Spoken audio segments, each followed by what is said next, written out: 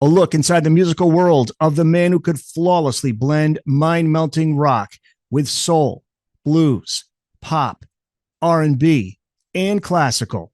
It's the story of legendary Deep Purple keyboardist John Lord with author Ovais Naqvi next. So are you a Purple fan? Well, yeah, I'm a fan of classic rock, so many bands, so you could certainly put Deep Purple in there. I mean, I by no means the level of a fan that you are. For me, mine is Van Halen. I could tell you pretty much Great. anything and everything about Van Halen. So, but my God, yeah. I mean, I have grown up on classic rock, was a classic rock disc jockey, and this music is just a part of my life forever. But with Deep Purple, I know all the hits and I know some of the deep tracks. And I remember in high school, my brother had the Comeback album in the 80s. Yeah. Yeah. And just hearing the songs on the radio. And then recently, just, reading through the chapters, setting up questions, I went to Spotify and just hit play on, just like a random, this is Deep Purple Spotify playlist. The Burn album is fascinating because you would think, after losing their very well-known lead singer, that an album wouldn't do well, but Burn did so well, and it's such a great album. But Lazy, I love. Stormbringer, Mistreated, a lot of those songs off of Burn, I'm really digging. And I was in radio in '96, and I did play Ted the Mechanic. I remember playing that when that was a single. Yeah. Okay. Yeah. So. Yeah. No. Well, that's interesting, Eric, in itself, because I was having this chat the other day with Paul Mann, who conducted and supported John a lot in the classical phase of his career after about 98, when he did the concerto concert again at the Royal Albert Hall in 1999, 30 years later. And we were talking about, the perception of Zeppelin and the perception of Purple. And in fact, because Paul's a great film buff as well, we were talking about films and how sometimes you get prejudiced as a director because you're too eclectic. Yep. In other words, if you just stick in your lane and you just do a certain kind of film, you'll generally get way more recognition in a system like Hollywood than you will if every film is so unpredictable that producers don't know what you're going to do next or not what you envision to do.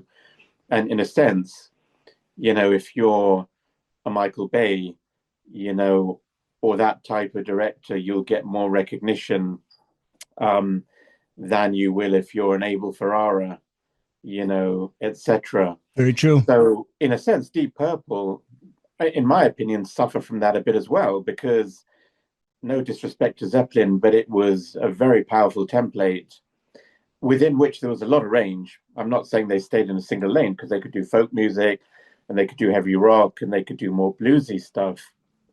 But it was within a broad framework of a certain Zeppelin style. And then you look at Purple and you go into Stormbringer and Come Taste the Band, and you get into Hold On or This Time Around, or, some of the funkier stuff on Stormbringer and Come Taste the Band, Highball Shoot, or You Keep On Moving.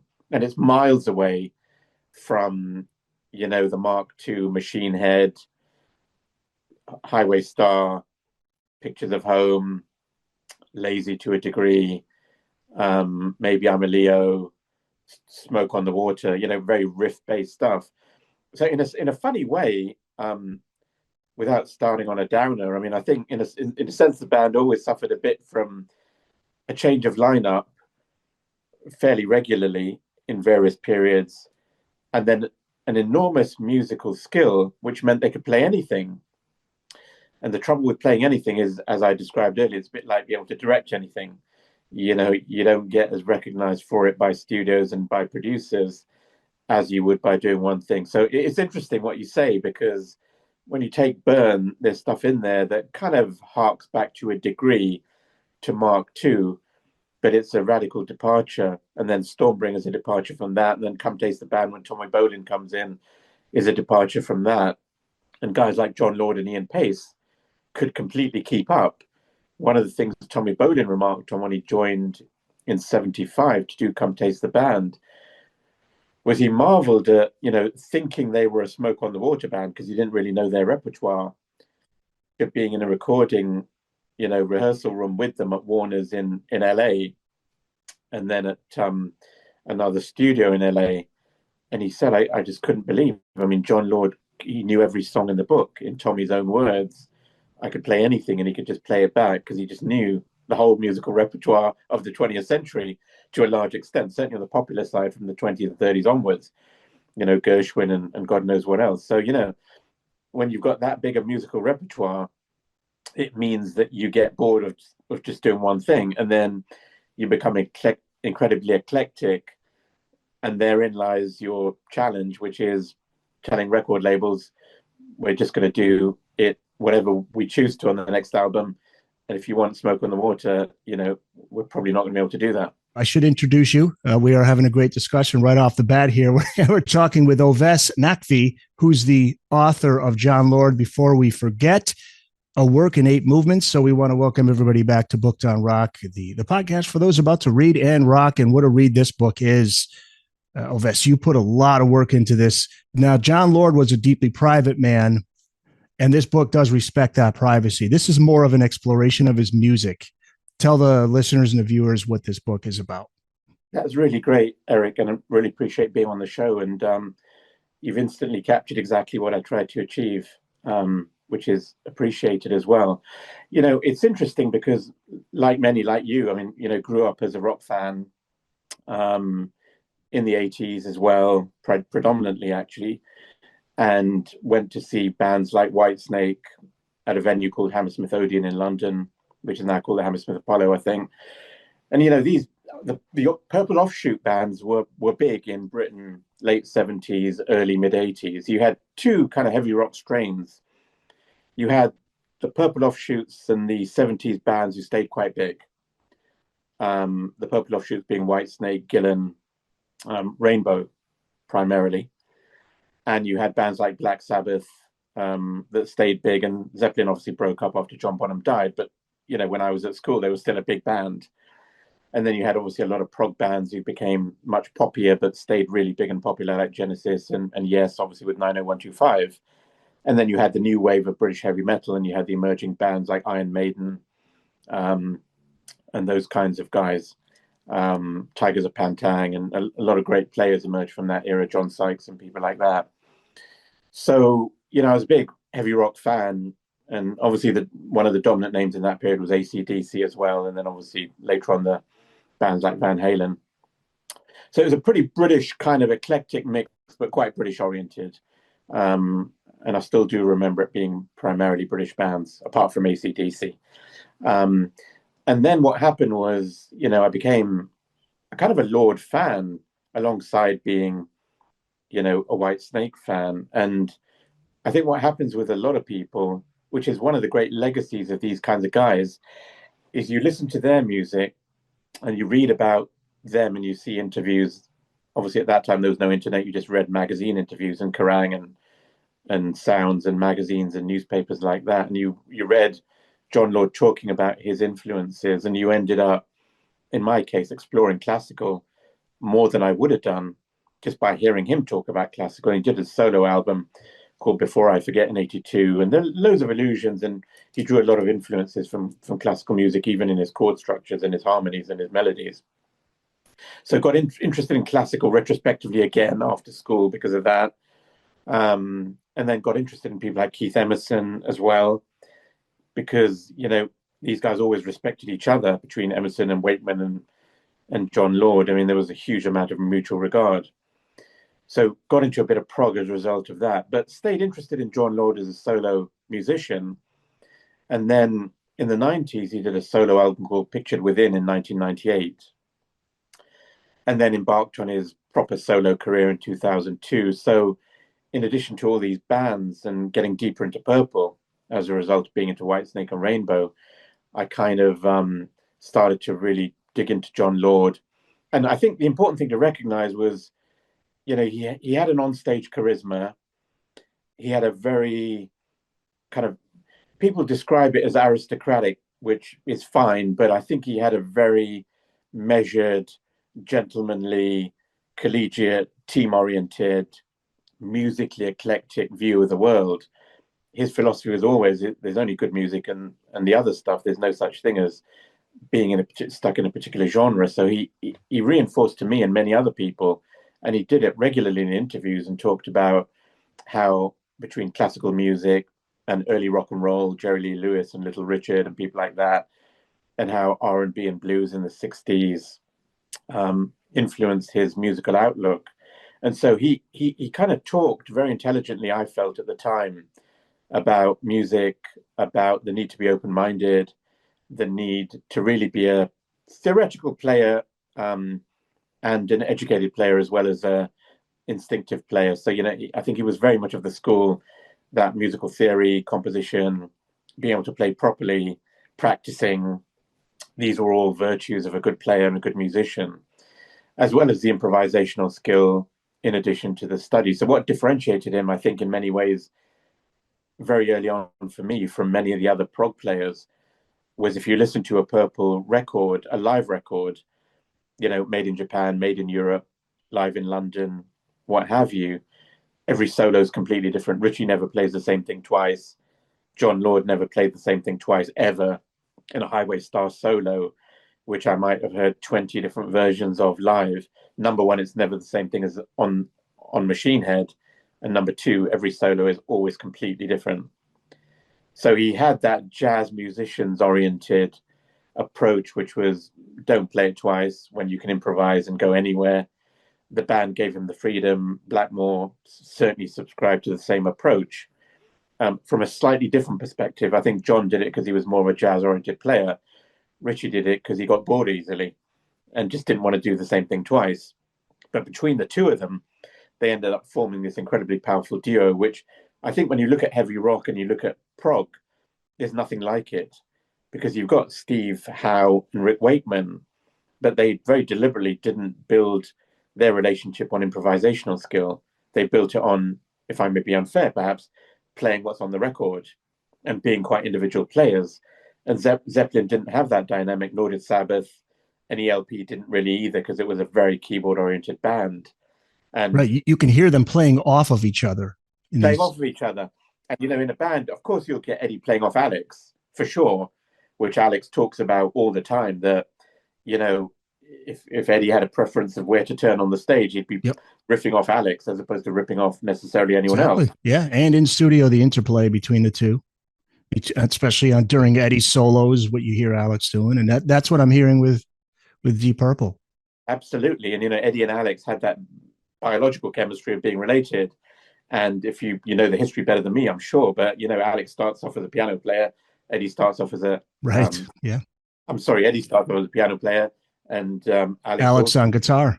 On guitar, so they like switch accidentally through a competition where Alex, I think, ends up playing the drums and Eddie ends up playing the guitar. I find that remarkable, because imagine your second instrument, you become a genius at it. Yeah, it shows you how musical you are. And Alex is a remarkable drummer.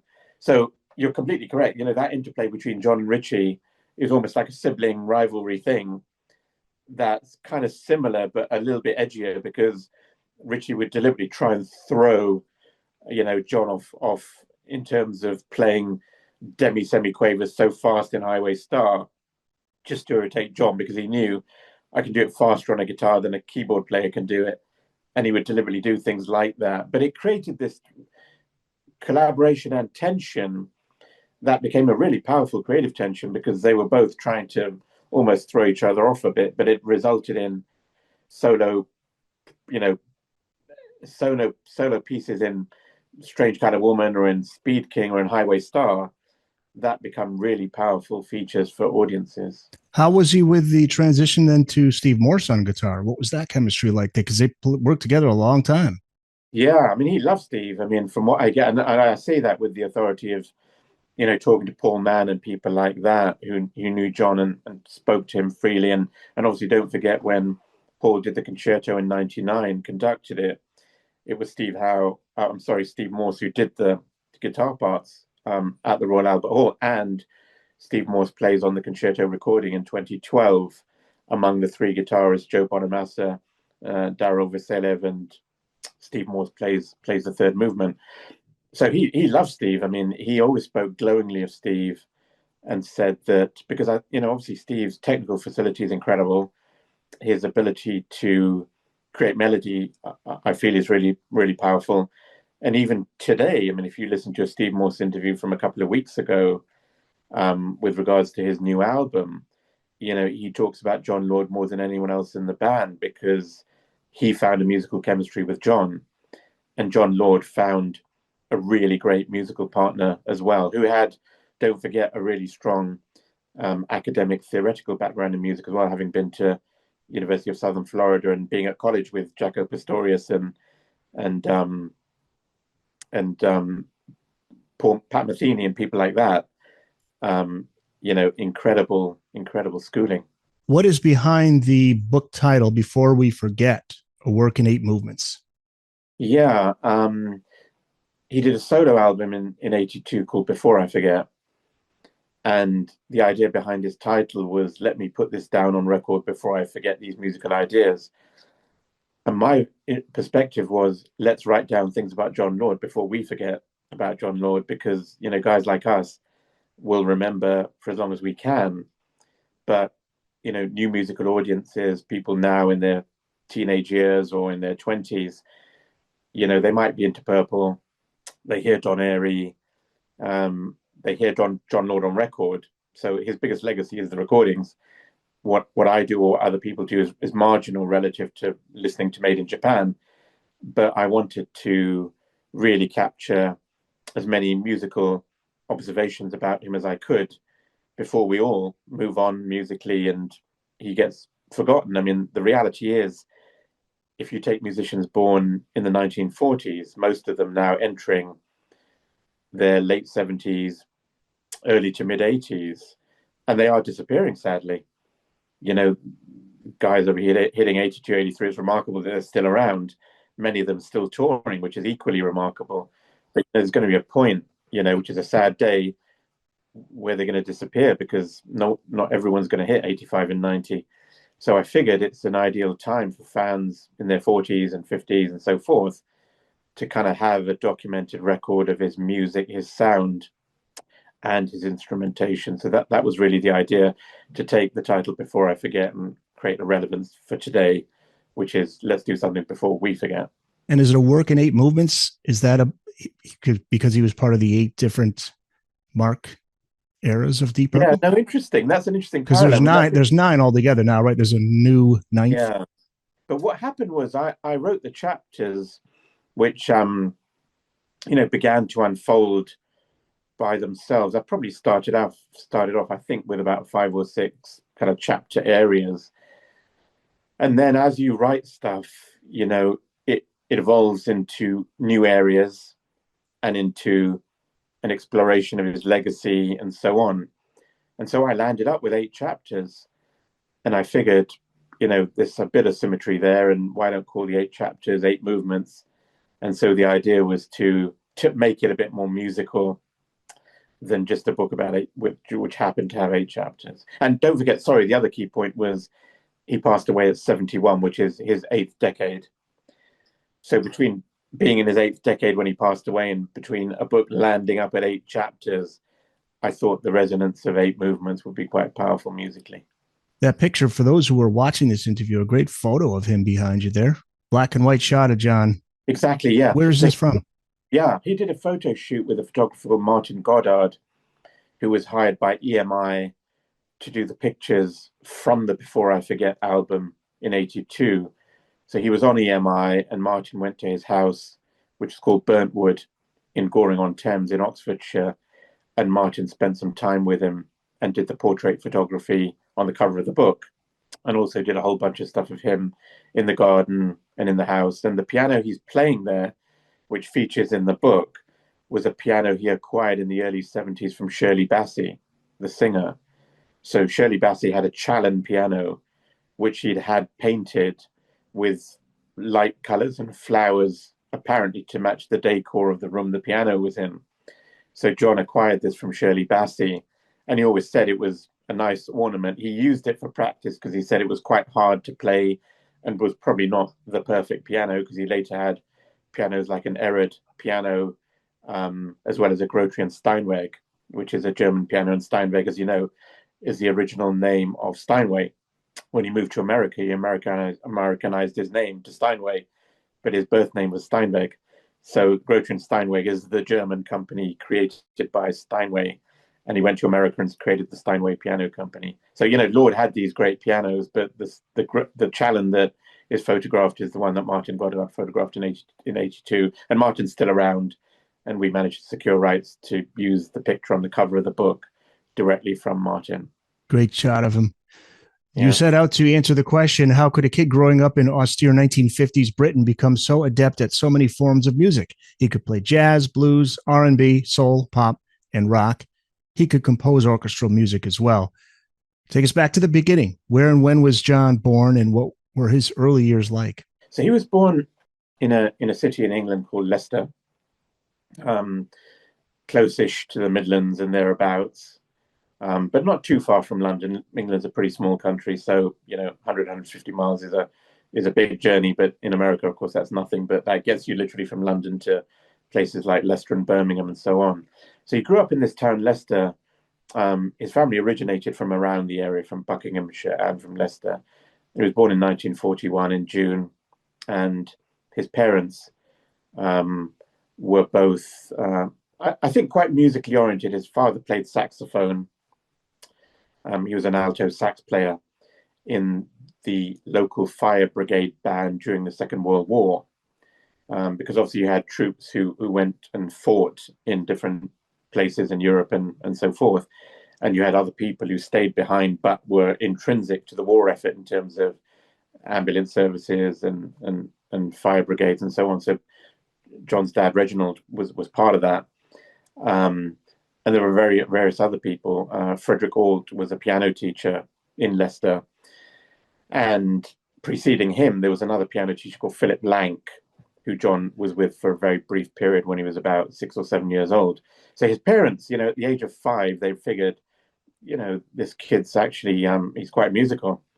So they figured, let's put him into formal tuition, initially with Philip Lank, and then with a guy called Frederick Ault. And, they were both very schooled. I mean, Royal College of Music type kind of piano tutors. In Frederick Ault's case, I did a lot of original research and dug out a bunch of his history. He lived in Leicester, in a place called Montague Road in Leicester, went to the Royal College of Music at a very early age, was a multiple prize winner at the RCM, both on organ and on piano, got awarded his degree by the University of Durham. His mother had been unwell, so in 1941 he came back and he set up as a piano tutor. And I actually found, amazingly, students who'd studied with Ault, including up till the 1960s and 70s. Wow. Right? There was a musician I discovered, Paul Morley, who now is director of music at the Leicester Church Music Consort. And Paul studied with Frederick Ault. So he gave me amazing color on Ault, because John had never really talked about him in enormous detail, but he did talk very glowingly about what he learned from Frederick Ault in terms of theory and music, and the very skillful way he taught John and other students. But I got enormous color from Paul, because Paul knew him, and knew him a bit more socially, and had a lot of photography and kept a kind of a scrapbook of pictures of Frederick Ault and so on. So I befriended Paul, who's in Leicester, and he was kind enough to share an enormous amount of detail with me about Frederick Ault, which gave me a perspective on John's musical tuition and the kind of influences. I mean, this is a guy who, knew Tchaikovsky, knew Grieg, knew Mendelssohn and many other classical composers, but was equally adept at Gershwin and people like that. So initially I got a clue. Immediately I got a clue that, wow, so if a guy is teaching a bit of Gershwin and he's also teaching, romantic classical 19th century, as well as Bach and Beethoven and Mozart, he's pretty eclectic. So I think John's musical eclecticism was partly shaped by that. But the other person I encountered early, or more later on in the project, was John's brother, Steve. Okay, so John has a younger brother called Stephen Lord, He was born in 1945. It was his 80th birthday on the 19th of December last year. And Steve was extremely supportive, introduced by Poor Man, and helped me an enormous amount by painting a picture of what family life was like in the 1940s at Averell Road in Leicester, where John grew up with. That's a huge get for the book. Massive, right? So you got 120 Averell Road. John's parents, Miriam and Reg, moved there, probably in the late 30s, early 40s. And then John is born in a nursing home nearby. And then Steve and John grow up in that house. And Steve painted a fabulous picture for me of life in the house. What kind of records were playing, the kind of popular classical 1940s stuff that Reg and Miriam would play at the weekend, an aunt and uncle who would play classical music at the weekend and invite John and his parents over. So after dinner, what you call tea, I guess in that generation, they'd sit and play some Mozart together. And John would be playing on the piano as a kid, and Steve would be on the recorder. Or I should say that way. So basically, you'd start getting this amazing picture. And John then leaves school, or when he's still at school, gets a part-time job in a menswear store in the center of Leicester, and even buys pop records, obviously Jerry Lee Lewis and Little Richard and people like that, but he even buys Diana by Paul Anka. So one of the earliest records Steve recollects is John buying Diana, and obviously Paul Anka's still around, amazingly, but he was about 17 at the time. I think he was born in 1941, so he was exactly the same age as John, but he was a big pop star. So Steve remembers John buying Diana by Paul Anka. And then obviously there's a teacher at school, I think called John Palmer, if I recollect, who also is quite a jazz fan. He knows Miles Davis, he knows Dave Brubeck, and he knows Lowell Ferguson. So suddenly John gets immersed in the music of American jazz, and gets, Porgy and Bess by Miles Davis or a Dave Brubeck album, and then suddenly you've got this amazing musical eclecticism that by the time he gets to London to study at drama school, interestingly in 1961, he's musically adept and has an ear for everything from pop to jazz to modern classical to traditional classical to organ music to church music. And he's also playing organ in church, don't forget.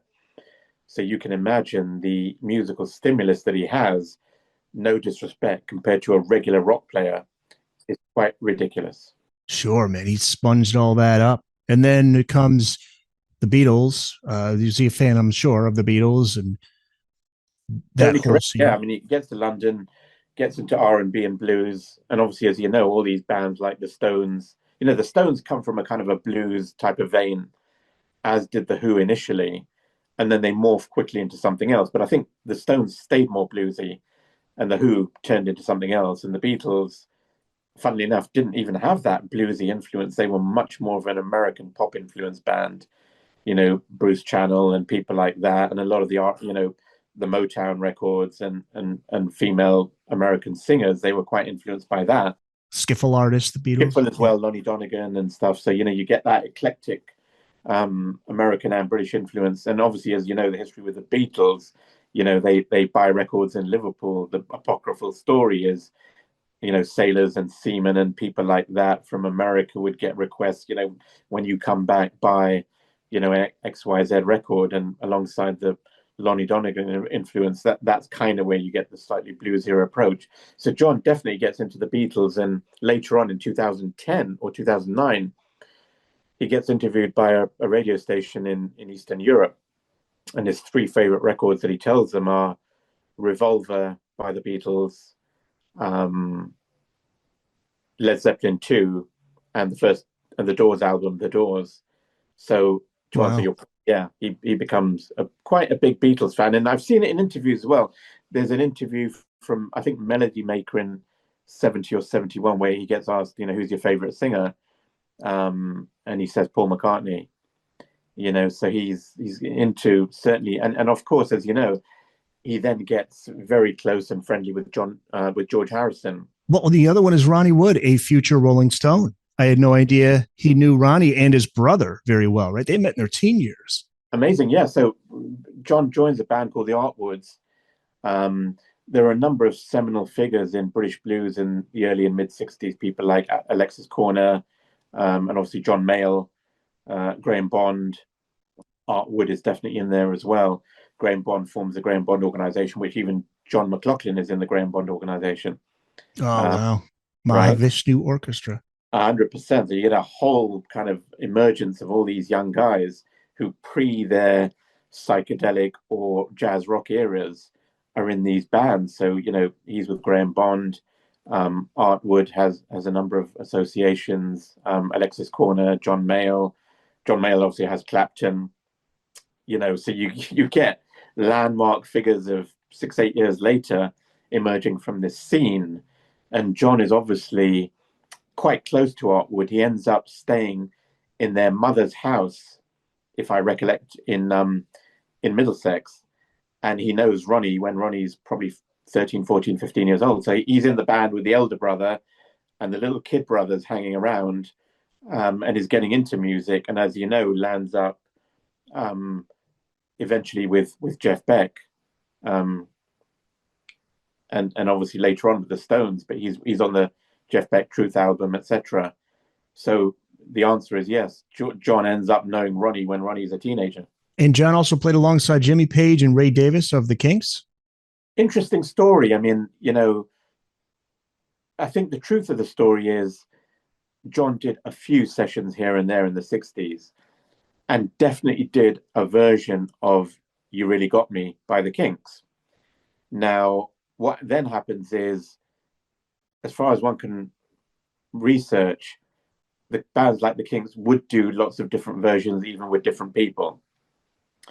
Later on, Steely Dan are famous for that. I mean, every Steely Dan album has, 6 different versions of every track with completely different players on it to the ones who land up on the record, because they just literally bring 20 to 25 guys in on different instruments and just choose who eventually gets exactly what they want to achieve. But, the Kinks did that a little bit. So there are 2 players. One's called Arthur Greenslade, who was on You Really Got Me, and then John Lord insisted he was on it. He either was, or he was on a version that didn't get recorded. But to be honest with you, because the piano part is so simple, it's kind of like a single note piano part. It could be either, but it's probably more likely to be Greenslade. But the Kinks later said they did the guitar, but John also swore it was Jimmy because I was there.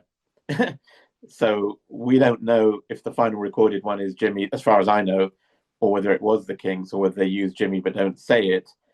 And there's no reason for them to say John Lord wasn't on it, but it's more likely he was on a version, and the version that got released may well have been with him or with somebody else, but he was certainly there on one of the versions that the Kinks did. And he appeared on Ready, Steady, Go, which was the famous UK music show. Yeah. I mean, the first live show of that, the Artwoods were the opening band on it. So what you also get is a sense of, this musical community in London at the time. Ready, Steady, Go was a broadcast. I think it was a Manchester broadcast program. Obviously, all these musicians knew each other. So John ends up encountering a musician called Chris Curtis, who's in a Liverpool band called The Searchers, who the Beatles know really well, because The Searchers even toured with them. And Paul McCartney knows The Searchers well because they did their farewell concert, I think, last year. And there's a photograph of the remaining members of The Searchers with McCartney at Glastonbury or somewhere. So, The Searchers were a Liverpool band. And through Ready, Steady, Go in a party that was done by their producer, John meets Chris Curtis. And they happen to know a roadie from Procol Harum. They both know that person.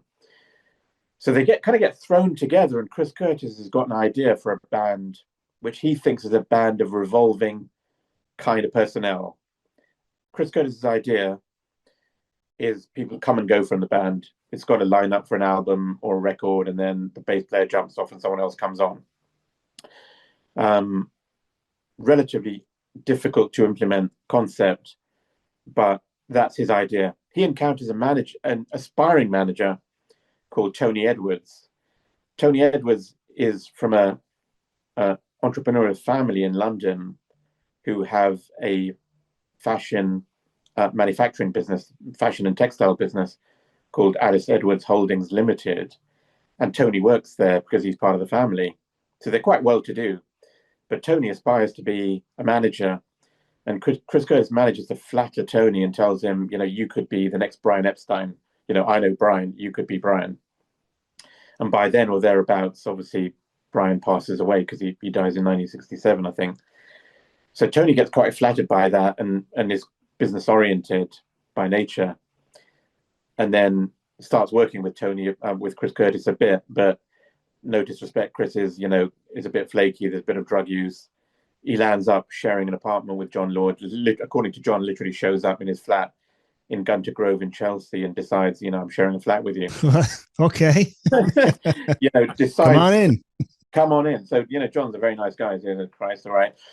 And obviously he does some crazy stuff like, puts up aluminium foil in the apartment because he thinks radio signals are trying to get him. So he definitely has some mental health issues. Yeah. So, Tony Edwards realizes quite quickly, and then Chris disappears up to Liverpool and eventually ends up working in the public sector in Liverpool. But Tony realizes this John Lord guy's a lot more solid. He's not flaky. He doesn't take drugs. He's kind of a stable guy. I want to keep my aspiration going, but this guy, John Lord, sounds like the musical anchor who can help me get into music management. So he says to John, if you've got musical vision, which at the time is a kind of combination of classical and rock, why don't you put the band together? So he encounters a guy who is introduced to him, interestingly, by Chris Curtis, originally called Richie Blackmore. And they see Blackmore play live. Tony Edwards gets Blackmore to come over to see John Lord live without Lord realizing it. And then in December 1967, Richie Blackmore comes back to London from Germany, from Hamburg, where he's living. And they put together a band, which includes a bassist called Nick Simper, who John knows from his previous musical history. Richie has an interest in a drummer whose name he can't fully remember, but he says there's a band called The Maze, which also goes by the name of MI5, which is the British intelligence agency. And there's a drummer in there, a young curly-haired bloke. He's really good. He's a young lad, but he's brilliant. And that obviously is Ian Pace. And then they know a singer called Rod Evans. So they tell Rod, bring the drummer along. And so they land up initially with a drummer called Bobby Woodman. They send him off to the corner shop to buy some cigarettes, sneak in Ian Pace. Pacey does his stuff in 1968. They realize he's the guy. Amazingly, of course, as we know, between 1968 and 2026, Ian Pace is still there. He's still on every album. And there isn't a single Deep Purple gig that doesn't have Ian Pace in it. That is amazing. That's unbelievable. Wow. Every live Deep Purple gig from 1968, they haven't done a gig without him, and he's on every single album. But they find him because he comes in with Rod Evans. He's about 20 years old at the time, very young. And they realize between Nick Simper, Ian Pace, Rod Evans, John Lord, and Richie, that's the original Deep Purple lineup. Wow, that is how we get Deep Purple. Now, Deep Purple was the name of a song, wasn't it? It was, yeah. It was a kind of 50s pop song, which I think may have had a history before that as well. But it was apparently Richie Blackmore's grandmother's favorite song. Right. Or she liked it. So among the various names that came up, like Orpheus and some worthy sounding proggy names, they were struggling a bit because none of the names quite fitted what they wanted to achieve. One was called, I think, Concrete God. One is called Orpheus. And then Richie says, well, why don't we just call it Deep Purple? Because, that sounds like an interesting enough name. And they adopted the name Deep Purple. It's a great name. Weren't they on a label that was run by Bill Cosby? Yeah, they land up. What a bizarre story. Yeah. When you think about it. Yeah, they eventually land up on EMI in the UK, but obviously international rights. At the time, I guess EMI was probably less active in the US and much more of a European label. And obviously they owned Abbey Road Studios and all that kind of stuff. So they needed a label in the US, and this single Hush, gets put together as part of the first album, and a label called Tetragrammaton, which includes Bill Cosby as an investor and shareholder, gets set up. So the good thing is, obviously, at the time, he has a lot of heavyweight Hollywood connections and so on. So Hush gets released by Tetragrammaton in the US, becomes very successful, like a #4 chart single from zero in terms of the band not having any name. So they end up landing up in the US in late '68, if I recollect. They do a tour of the US. They do a tour also supporting Cream, and they land up in Hollywood, and they land up on Hugh Hefner's evening Playboy program, and they do a rendition of Hush. So the reality is Tetragrammaton and the Cosby Connection is actually really useful to them initially because it gives them an entree into Hollywood and into gigging and into their first tour, which probably wouldn't have happened without that. Hey guys, back to the show just a bit, but first I want to tell you about an exclusive deal for Booked on Rock viewers. Get 15% off any purchase at oldglory.com. Over 300,000 officially licensed items covering music, sports, entertainment, and pop culture. Merchandise featuring legendary music artists like Bob Marley, The Beatles, Grateful Dead, Pink Floyd, Led Zeppelin, and many more.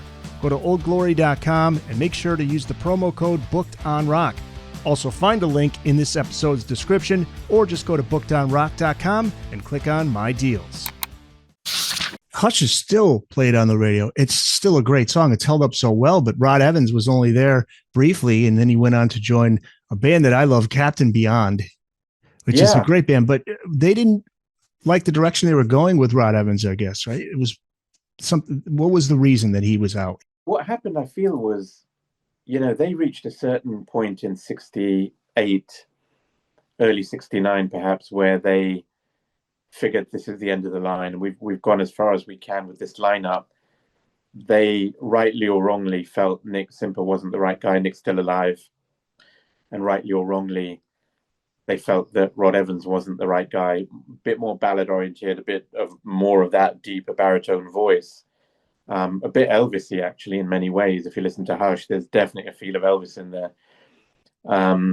But they figured with Zeppelin and Mountain and, Vanilla Fudge, and Hendrix obviously is a major influence on Blackmore. So, it's getting heavy. Clapton's getting heavier. It's getting amplified. Pete Townsend's a key figure in this amplification story.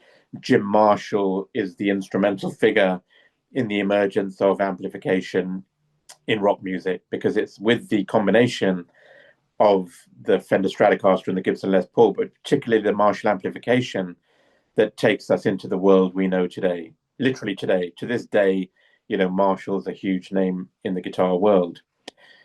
So they can see all this happening because they've got their musical ears on, and they go, well, you got Townsend doing all this feedback and loud stuff, and Hendrix and Clapton and Jimmy Page, who Richie Blackmore knows, and John Lord knows him as well. And we're not going to get there with Nick and Rod. We're just not going to get there. Now, Nick disputes that and has his own perspective, which is absolutely valid, which is, number one, I didn't do anything wrong. Number two, I was much of a supporter of going that way as they were. So they did a little bit of the dirty on Nick, to be frank. It's not a great episode on the interpersonal side, but they edged Nick out and they edged Rod out. And they knew from a preceding preceding audition process, there's this guy called Ian Gillan in a band called Episode 6. And he's got the right look. I mean, Ian, as you know, is super tall, very good looking, even now highly charismatic. I saw them in Dubai in November, and Ian still got it. I mean, he's still just got a ton of presence. So they figured, that's the way we want to go, like a Jim Morrison looking guy who can compete a bit with Robert Plant, and who's got that more edge scream to his voice and a big range. So they get Ian in, and then Ian goes, well, I've got a mate who's with me in Episode 6 called Roger Glover. Can I bring Roger along with me? And they say, fine. So Roger comes with Ian because they write songs together. And I suspect Ian wants Roger there because he knows, as part of a songwriting duo, Roger's my partner. He's got to be with me. So Ian joins fairly soon, but Roger has a lot more of a crisis of conscience, I think, and kind of sleeps over it overnight, doesn't commit, doesn't want to let his friends down in Episode 6, but eventually joins as well. So to answer your question, they come as a duo, Ian and Roger, and of course, amazingly, 1969, 2026, they're still in the band. I'm seeing them on stage in November, and Roger's still there, Ian Pace is still there, and Ian Gillan's still there. So, which is amazing to see. So that, to answer your question, music gets edgier, Cream, Hendrix, Led Zeppelin, Vanilla Fudge, Mountain, and then obviously Richie goes, we're going to have to go that way. Never before has anybody taken such an account of the gear setups that John Lord used over the years. This book serves as an important reference of the equipment and the instrumentation that he used throughout his career, his storied career. He's famously known for pioneering the use of the Hammond organ. His interest in the instrument came thanks to the soundtrack to a Stanley Kubrick film, A Clockwork Orange.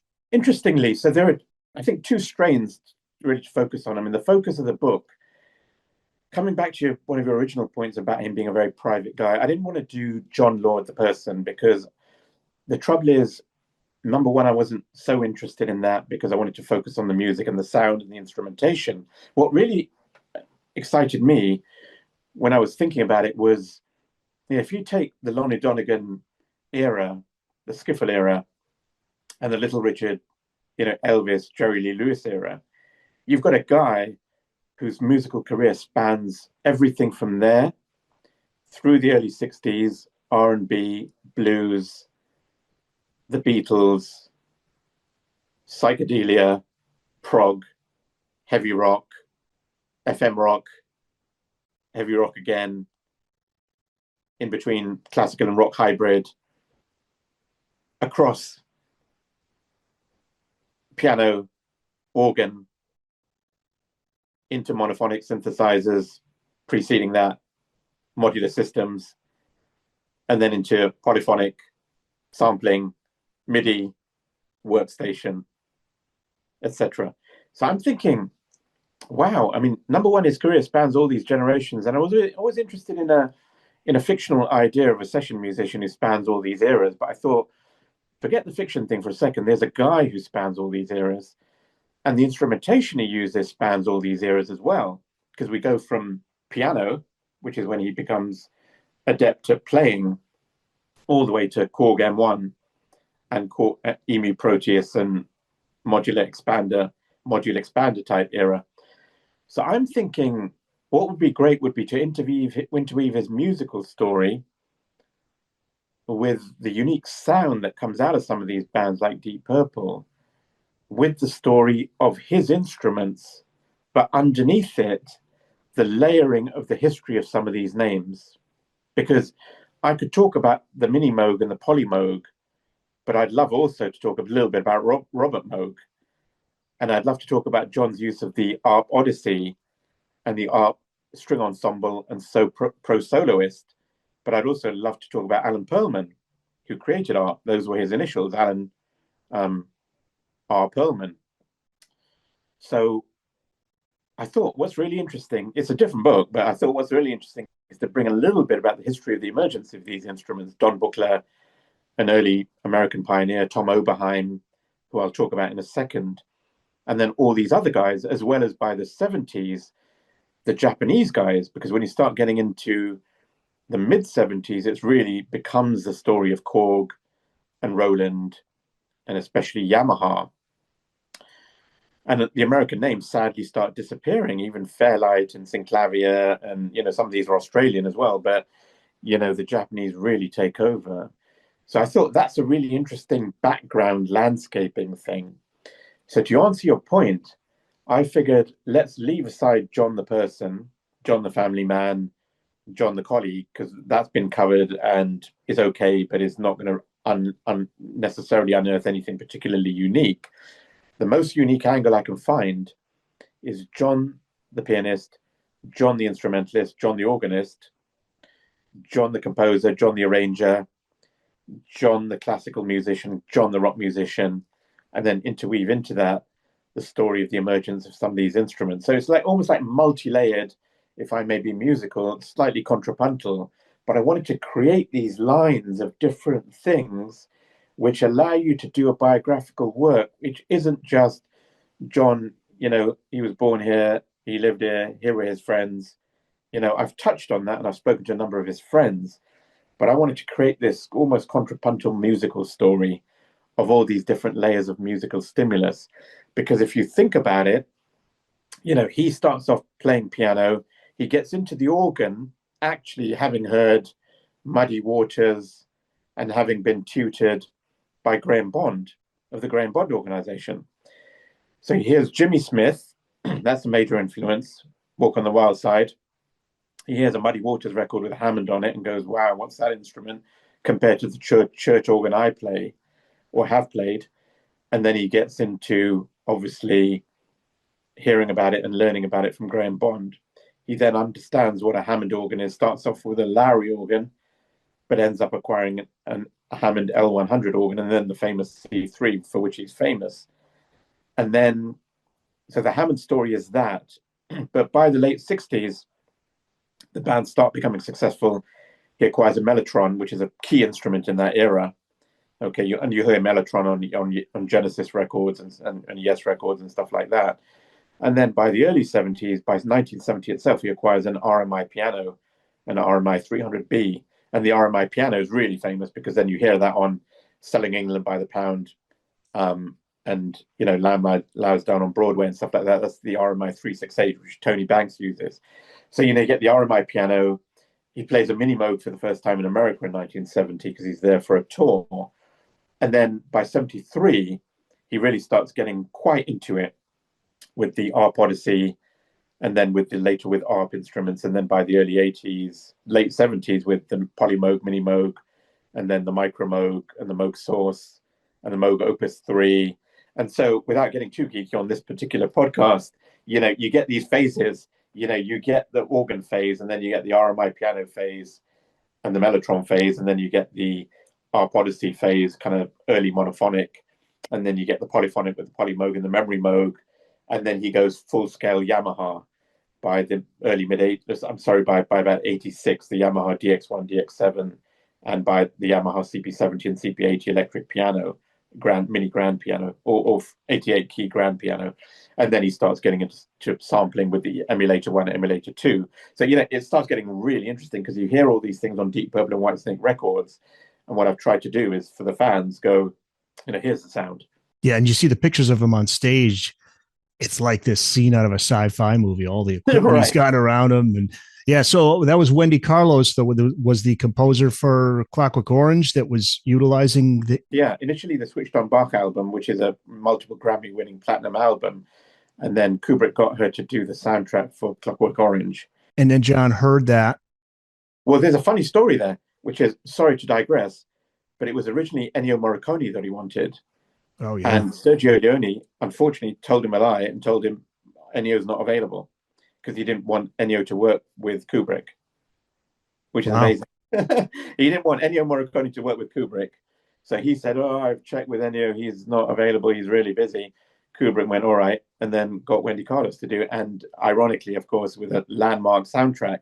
So that soundtrack was the one, I think, John said in a later interview in 82, what really got me to think about synths was less what Keith and Rick were doing, because I really admired that, but that was different.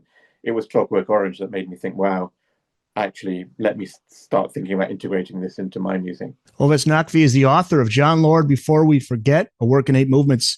He was also a fan of the Odyssey. You talked about that, the ARP Odyssey. You hear it featured heavily on the solo to the song Space Truckin', which is absolutely phenomenal. You hear the synthesizers across the 8 tracks on the 74 album Burn, which is a phenomenal album. What drew John to this particular instrument? It's interesting. I mean, hard to know exactly because, the Moog was around at the time. Moog probably had the Mini Moog, and that was initially about it. They did the Poly Moog, I think, in 75. And Keith Emerson was a big, big Moog, almost like a kind of a sounding board for Bob Moog. I mean, Bob Moog's go-to guy on how would this sound on a record or live, or how would this perform live, was Keith Emerson. So Keith was really his kind of muse, if you like, Bob Moog's muse. And so he even created a combination of instruments in 73 for Keith called the Moog Constellation, which was Moog's idea to create the biggest ever, most multifaceted synthesizer. And it was what landed up becoming the Poly Moog, was pulled out of that. The Moog Taurus pedals, bass pedals, were kind of pulled out of that because the Constellation didn't quite work. But the component parts of it became what became the Polymoog, the polyphonic instrument, and the Moog Taurus. So I don't know exactly, but I feel maybe, ARP approached John, or he felt Moog is Keith territory, and Alan Perlman, started from a NASA scientist background, set up ARP. In parallel, there were three guys who were key figures in the emergence of monophonic synths, modular, and then monophonic and polyphonic. One was Don Buchler, one was Robert Moog, and one was Alan Perlman. And this is on the North American side. I'm not talking about the Japanese guys, no disrespect to them. So he obviously, and some of this, as you know, is, reps approaching you, you find the right person. Tom Oberheim, interestingly, was for a period the Moog rep in California. And there's a funny story there, which is Tom Oberheim is a UCLA student. He's less interested in academic study of engineering and more interested in music. He gets commissioned by some fellow students in a band called the United States of America to create a ring modulator. He hasn't got a clue, but he finds a magazine called Electronics Magazine. He finds the wireframes or the diagrams around them from a guy called Harold Bode, who's a German scientist who moves to America. And he creates a ring modulator off his own bat using the schematic that's reproduced in the magazine by Harold Bode. Bode ends up working with Robert Moog, and Oberheim realizes that there's a product I can create here. He gets commissioned by a couple of Hollywood soundtrack composers, one particular one, to do some ring modulator effects on the Planet of the Apes soundtrack in 1970. So he kind of goes, oh, there's a product here. So he doesn't have the money to manufacture. He goes to Gibson Maestro in Chicago, who own the Gibson brand, and goes, look, I've got this thing. I've clearly got a market for it. So he does two things. One, he licenses the ring modulator to Gibson Maestro and therefore creates the Gibson Maestro ring modulator, which becomes the famous thing that John uses, but people like Chick Corea use as well. And parallel to that, he approaches Alan Perlman and becomes the Moog rep for California, where he encounters an interest from Joe Zawinul.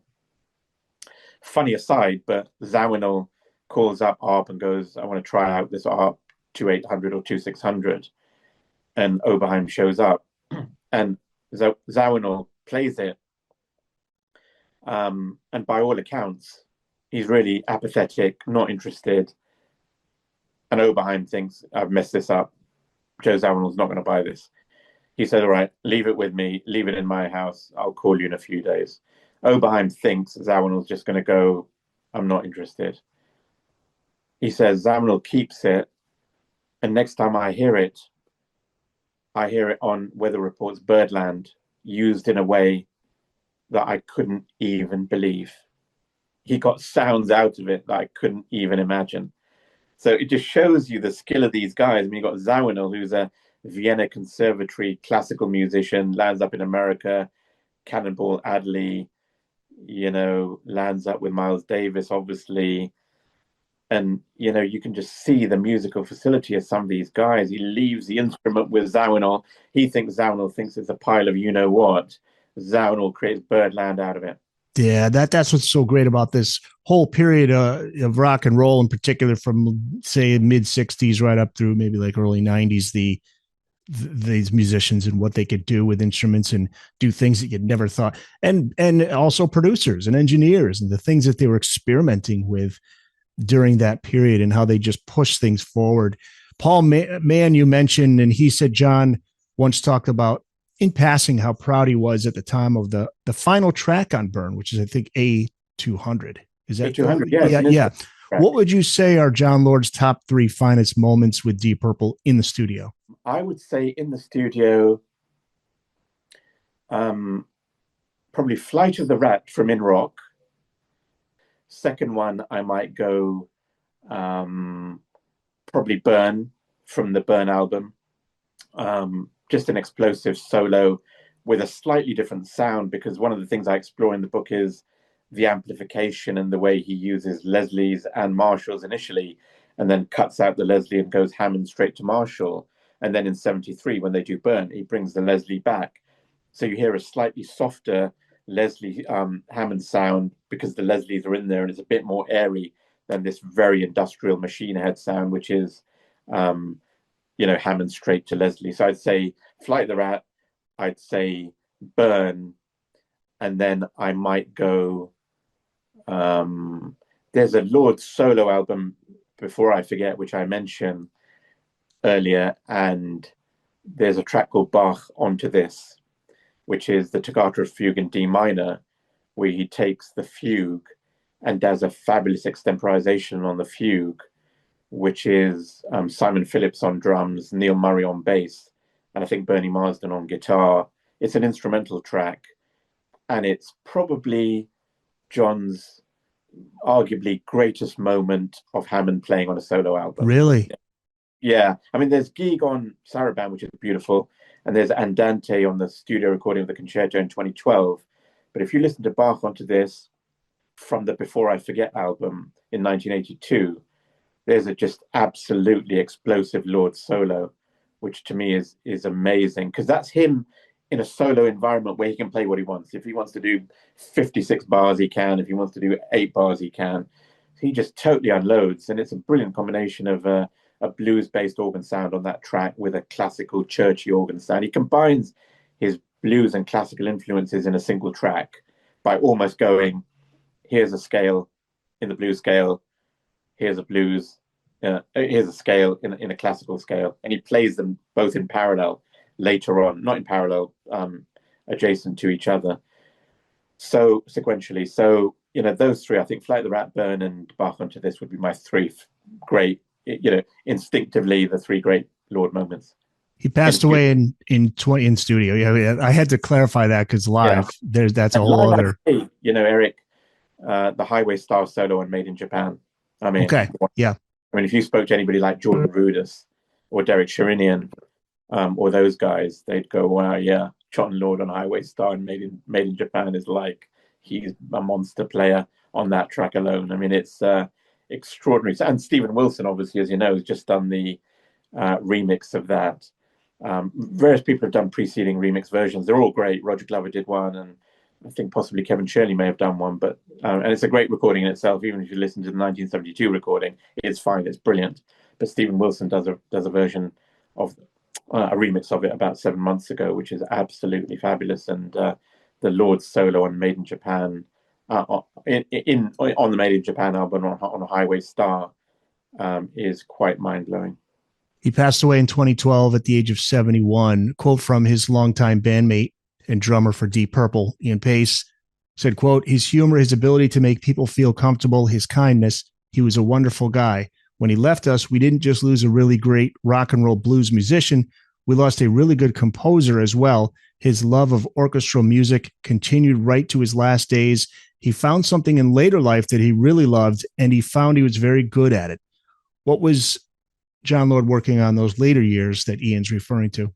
Yeah, I mean, Ian obviously played on the original concerto in '69, and then on the concerto 30th anniversary concert performance, 2 concerts in '99, including a live recording. I think, they were, as you probably know, and most listeners might know, Purple fans know, they were related insofar as John was married to one sister and Ian was married to the other sister, 2 twin sisters, Vicky and Jackie. Ian's married to Jackie, and John was married to Vicky, who sadly passed away last year. So there was a close relationship there. They lived always quite close to each other from the 70s onwards. And I would say Ian knew him very well, obviously on a family level, because the kids were cousins. So, you can imagine he knew John's solo material. He probably heard it. I'm sure John gave him a CD. He knew the concerto inside out. And he probably knew a lot of the classical recordings from John recording them over the course of the 2000s and Pictured Within in 1998, etc. So I would say he was probably, relatively speaking, for a band member, he was probably quite intimately familiar with John's classical repertoire. The book, John Lord, Before We Forget, A Work in 8 Movements. So it's available for pre-order now, limited edition. So where can people go to pre-order this book, Ovais. Thank you. Yeah, it's a website we've created called beforeweforget.store, S-T-O-R-E. Um, the idea was to go to a trade version during 2026 and to start with a version signed by myself and Paul Mann. So what we've done is we've done an edition which is signed, which is available globally from that website, beforeweforget.store. The idea was to do really a version that would become a nice collector's piece for fans, but most importantly, to not do something that was hyper expensive. The reason for that is I've been in the limited edition space. One of my past careers was as a limited edition photographic book publisher. So I was fortunate enough to work with Muhammad Ali on the Goat book, which is a famous limited edition on Ali's life in 2003. I did a Pele book in 2006, signed by Pele, the soccer player. And then I did a big book with a brilliant team called New York, which we presented to Mayor Bloomberg at the time, which we did in 2007 or 8, which was a big book, photographic assimilation on the history of New York. And then just after that, did actually one called Scarf on the Wall with Gerald Scarf and Roger Waters signing it, which was for a lithographic piece, 8 prints of the wall, which is, owned in copyright by Roger and by Gerald in the case of the illustration. So I didn't want to go down that road of, here's a thing for $2,000. I mean, one can do that with the right audience.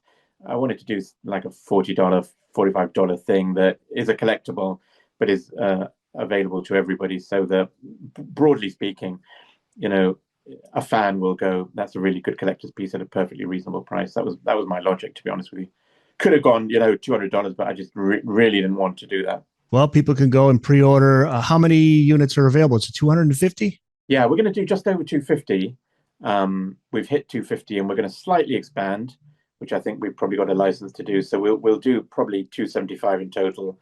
But we've currently, as we go on air today, or as we broadcast today, we've probably got 15, 18 units left. So people will need to move relatively quickly. But, Paul and I have done the signing. I was with him actually in Manchester in the UK this week, and we got all that done. So it's going to look really, really fabulous. And, if I've done one thing, hopefully usefully, is give people a flavor of the amount of depth and research we've done. I mean, really dug in every musical corner and really done something which is a testament to his musicality. Absolutely. A fantastic job. You gave me sample chapters of it and just reading the promo material for it and looking at the photos. And it is an absolutely fantastic job. How long did it take to put all of this together? I would have said about 2 years, beginning in, I would have said probably early 24. So it'd been gestating in one's mind. I mean, funnily enough, the thing with any creative project, if anyone's interested in doing a book, number one, do it. Just do it. Don't worry about thinking about it. But if you cogitate it in your head a bit and form a structure in your head, it actually means when you start, you can actually get there faster because you don't need to worry about it or think about it. So I had a lot of the thinking in my head around the phases of his life. And even years ago, I remember doing a schematic of what a Lord book might look like, which I subsequently lost, as usual, as often happens. But I had the schematic in my head of these different phases and who I would speak to understand these phases. And obviously, if you want to talk about John's childhood, you've got to talk to his brother Steve, etc. If you want to talk about the classical stuff, you can't really do it without talking to Paul Mann. So I kind of bookended that. And then I would say 2 years, but I would urge everybody, if you want to do a book, just do it. But the bulk of the work goes in the proofreading and the checking. What you write is dwarfed by the amount of time you have to spend checking it. So, get that process as methodical as you can, because books with typos, I come from that generation where, you might as well shoot yourself if you're going to do a typo in a book. So, I've tried to be as accurate as possible. I can't say I've caught every single thing, but I think, the big challenge with books like this is, RMI piano, 300B, small b, big B, Gibson Maestro ring modulator RM1A, where does the hyphen go? Even the manuals have inconsistencies. If you go through a Polymoog manual or an RMI piano manual, you'll find even different acronyms and different distinctions in different manuals. It's a minefield of risk. So and you've always got people, quite rightly, who go, you made a mistake there. But what we've tried to do is to weed out all of that stuff. So I don't want to get into the micro, but, allow yourself enough time to check everything, because fact checking is an important art not to be ignored. Absolutely, yes, and the time put in was well worth it. It's a great read in there, and it's much deserved. The great John Lord, Ovais Naqvi, thank you so much for being on the podcast to talk about the book, to talk about John Lord. He's a legend, and his work needs to be explored and appreciated as it has been in this book. Thank you. Fabulous. Thank you very much, Eric, and pleasure to be on your show. And I noticed your accuracy in everything you said, so congratulations on that as well.